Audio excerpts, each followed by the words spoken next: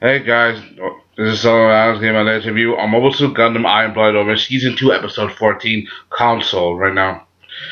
It's been a while, it's been now we're back, we get a new opening, a new ending. I really liked it, kind of reminds me of the first, opening and ending, had this kind of offbeat.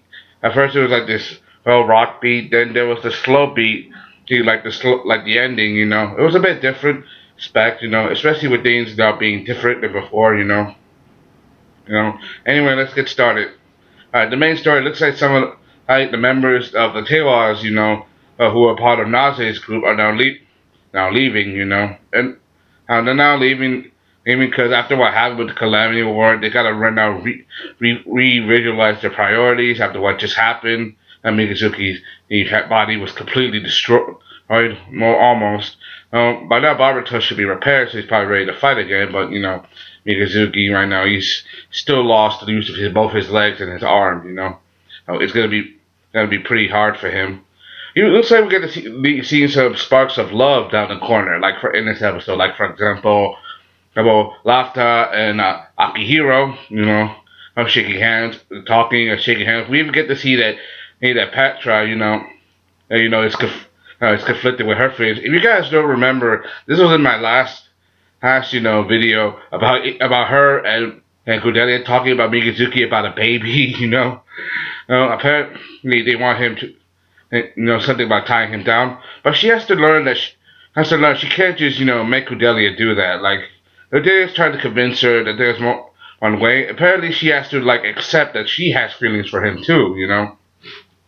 Basically, they just made a pact. Whoever has Mikazuki, there's no hard feelings. Like whoever has Mikazuki, basically they're trying to compete for his affections. But it's obviously Mikazuki does know nothing about love.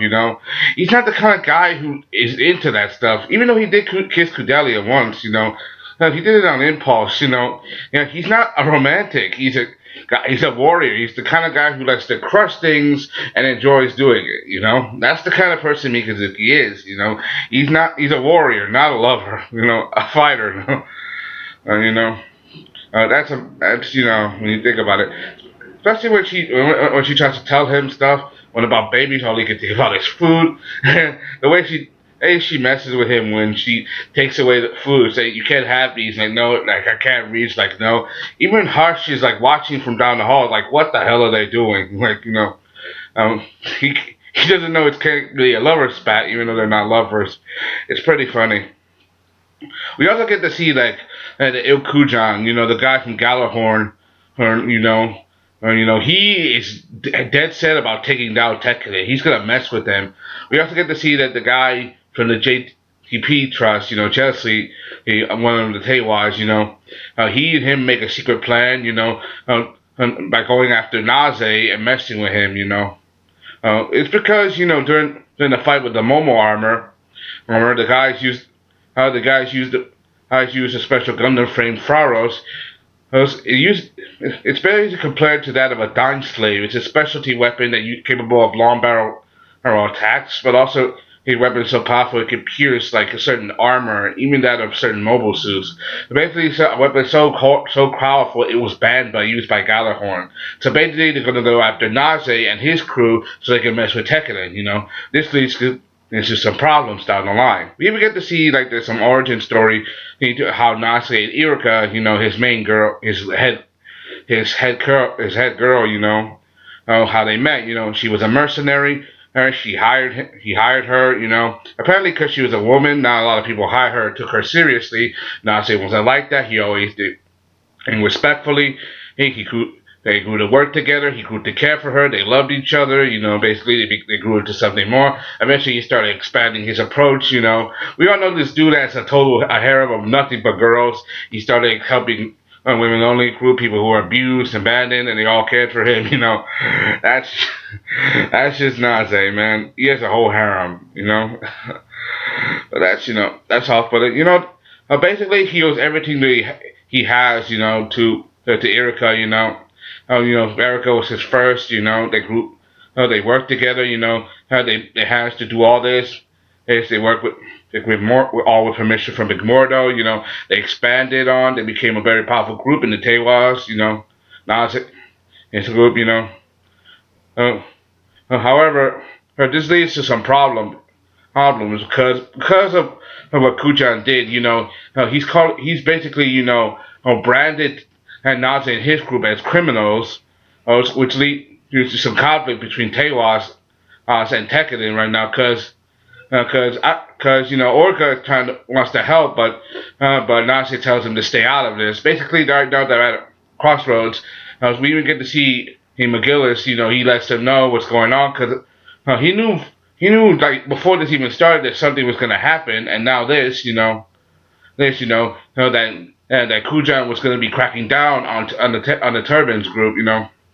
And now we know why, because of the illegal transportation of weapons. It wasn't their fault. It was Kujan, framing them for something that they didn't do. Now that they're branded as criminals, they don't want, Tekkadan to get involved. Because remember, for a while back, they were made the offer to become King of Mars, and now, Naze,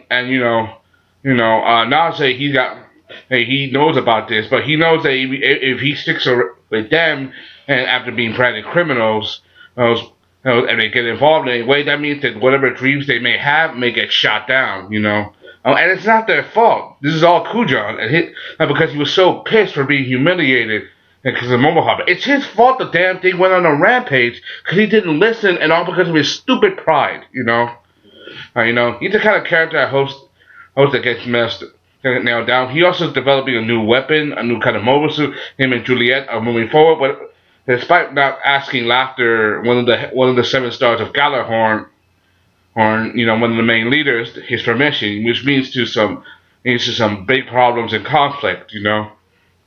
I can't wait to see how they're gonna handle this. Now Naze, it looks like Naze's not gonna take this sitting down. He's probably gonna give it everything he's got.